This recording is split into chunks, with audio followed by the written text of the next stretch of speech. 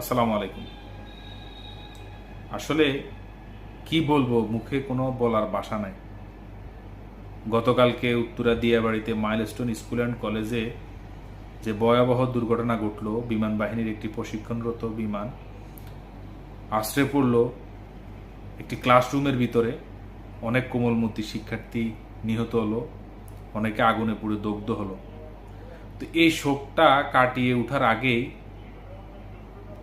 এক শ্রেণীর মানুষ আছে যারা রাজনৈতিক ফায়দা লুটার জন্য বিভিন্ন রকম গুজব ছড়াচ্ছে, বিভিন্ন রকম কথা রটাচ্ছে। কালকে রাত্রেই দেখলাম ওখানে সেনাবাহিনীর উদ্ধার কাজের মধ্যে ব্যাঘাত ঘটানোর জন্য কিছু ছাত্রকে উস্কিয়ে দেওয়া হচ্ছে। বলা হচ্ছে যে তারা লাশ গুম করে ফেলতেছে। লাশ গুম করবে কেন ভাই? এটা একটা দুর্ঘটনা, এটা তো রাজনীতি কোনো ইস্যু না। আপনারা কেন এটাকে, একটা দুর্ঘটনাটাকে অন্যদিকে ডাইভার্ট করতেছেন? আপনারা মানুষের উস্কানিতে কেন ফা দিচ্ছেন? আপনারা তো বুঝতেছেন এটা একটা ফাঁদ। মানুষের জীবন নিয়েও এই দেশে রাজনীতি হয়।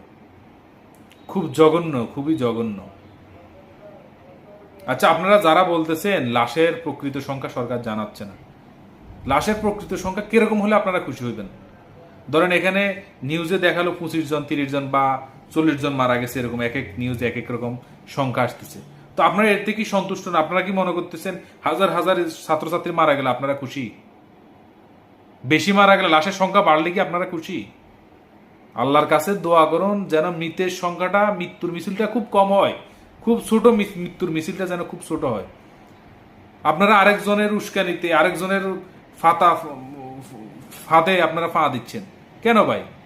আপনারা আজকে সচিবালয় ঘেরাও করলেন, ঘটনা ঘটলো এক জায়গায়, ঘটনার সাথে সম্পৃক্ত আরেক সংস্থা, আপনারা এসে পুলিশের সাথে গ্যাঞ্জাম লাগাই দিলেন, পুলিশের উপরে হামলা করলেন কেন ভাই?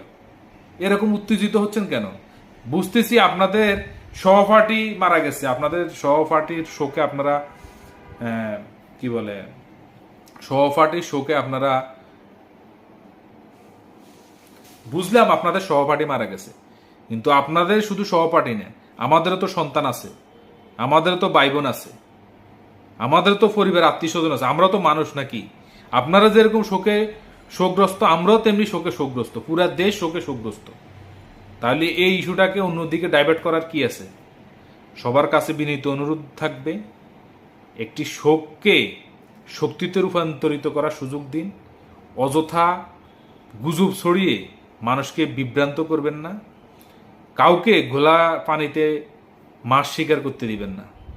ধন্যবাদ সবাইকে। আসসালামু আলাইকুম।